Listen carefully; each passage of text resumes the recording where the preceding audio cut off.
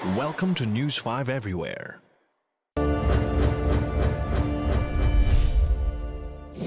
Ito naman ang isyong pumutok ngayong araw na nangangailangan ng ating agarang reaksyon.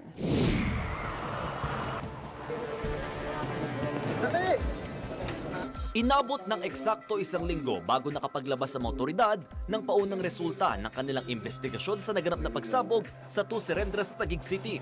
Most likely, LPG ito. Sa paliwanag ni DILG Secretary Mar Rojas, nailarawan kung saan posible nagmula ang pagsabog. Gaya raw ng maraming itinatayong condominium ngayon, centralized gas pipeline ang umiiral sa mga unit ng 2 Serendra. Ibig sabihin, tumatakbo sa mga tubong supply ng LPG para makaluto mga nakatira rito. Kung hindi ito bomba, ano ito? Magmula sa pipeline sa kalye, papasok siya at aakyat siya. Isa lang ang akyatan ng gas dito sa bawat building. Lahat ng gas, pinapaakyat, tapos dinidistribute horizontally na merong sanga-sangayan pababa. Isang anggulong tinitignan ay kung anong kinalaman ng isinagawang renovation sa unit sa naganap na pagsabog. Ginibaraw kasi ang ilang bahagi ng unit para makagawa ng isa pang kwarto. Nagkaroon ng paggalaw ng mga interior walls. Chine-check pa ngayon kung yan lang ang trabaho na ginawa. Agad namang dinipensa ng partido na may-ari ng unit na si Marian Cayton ang pagpapaayos ng kanilang unit. The objective is for her to be able to show to the investigators that she should be cleared from any and all responsibility in connection with the blast. Hanggang ngayon, di pa rin makapaniwala si Cayton sa nangyaring aksidente at tila sila pa ang sinisisi. Pinaghirapan ho namin ang pagbili ng bahay. It came from a hard-earned money. Gustong-gusto ho ng mga anak ko sa Serendra. Tapos ganun ho. Tsaka ho, paano kung nandoon kami?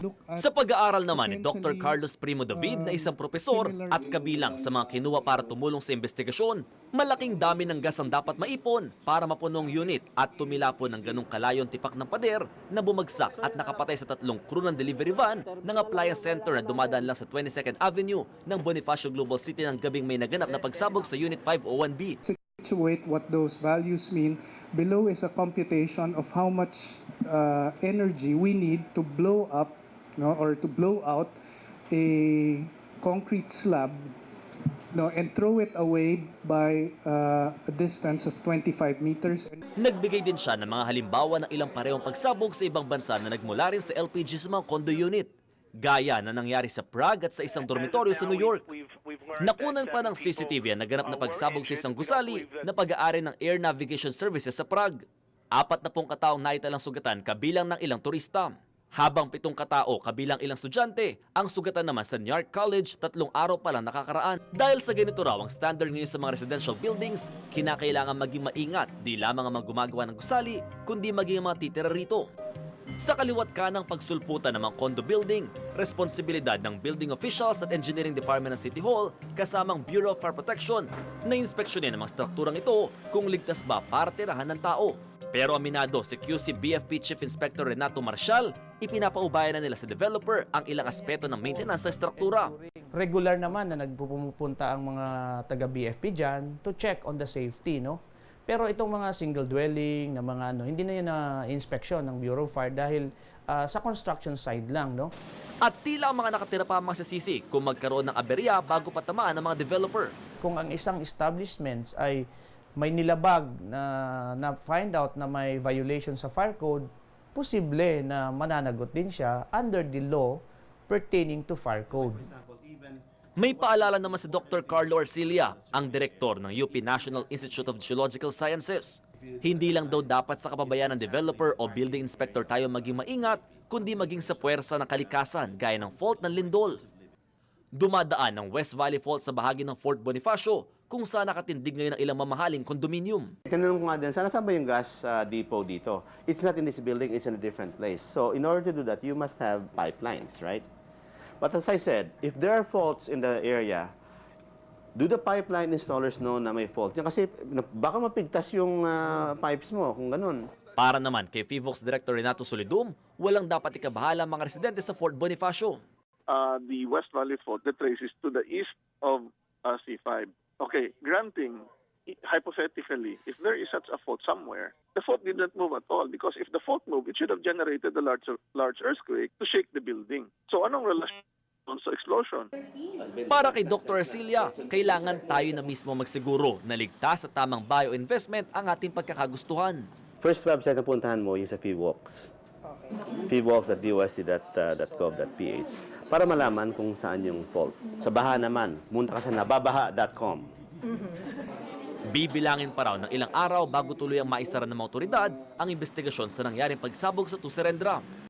Maingat at masinop ang mga otoridad sa ginagawa nilang paglalabas sa impormasyon sa naturang kaso. Nais kasi nilang bumase lamang ang kanilang resulta sa mga konkretong ebidensya. Pero matindi ang hamon ni Dr. Arcilia sa mga kumpanya at pamilya naghahangad magkaroon ng kanilang pangarap na tahanan. If you're going to build your house, which is your lifetime investment, won't you spend something extra just for peace of mind? FYI mga kapatid, for your information. Maraming nagsasabing sa modernong mundo, halos pantay na raw ang estado ng kalalakihan at kababaihan. Totoo kaya ito? Narito ang ilang makabuluhang impormasyon tungkol sa estado ng kababaihan sa mundo ngayon. Sa halos 7 bilyong tao sa mundo, kalahati ay mga babae. Pero mas maraming nagugutom na kababaihan kesa sa kalalakihan, 60%. Mahigit 500 milyong babae pa ang hindi marunong magbasa at magsulat. 7 sa bawat 10 nakaranas ng karahasan o pang-aabusong sexual. At mahigit 600 milyon ang nakatira sa mga bansa kung saan hindi krimen ang pambubugbog ng asawa. 117 bansa na ang may equal pay rights pero karaniwang mababa pa rin ng 10 hanggang 30% ang sinasahod ng mga babae kesa sa mga lalaki. At 20% lang ng kapangyarihang politikal sa daigdig ang hawak ng mga babae. Subalit, kapag ang ina ay marunong magbasa, lamang na ng 50% ang tsansang lumampas ng 5 taon ang buhay ng kanyang anak. Kung pantay ang sahod ng mga babae sa sahod ng mga lalaki, aakyat ng hanggang 16% ang gross domestic product ng daigdig. Dito sa Pilipinas, may pagmamalaking nagkaroon na tayo ng 2 babaeng pangulo, mahigit 20% ng mga mambabatas natin ay mga babae, at ngayon, babae rin ang ating punong mahistrado. Kung walang magsasabi, walang mangyayari. Ang opinyon mo, pinakikinggan, pinag-uusapan dahil ang bawat balita may katumbas na reaksyon. Ako po si Lucy Cruz Valdez. Magandang gabi po sa inyong lahat.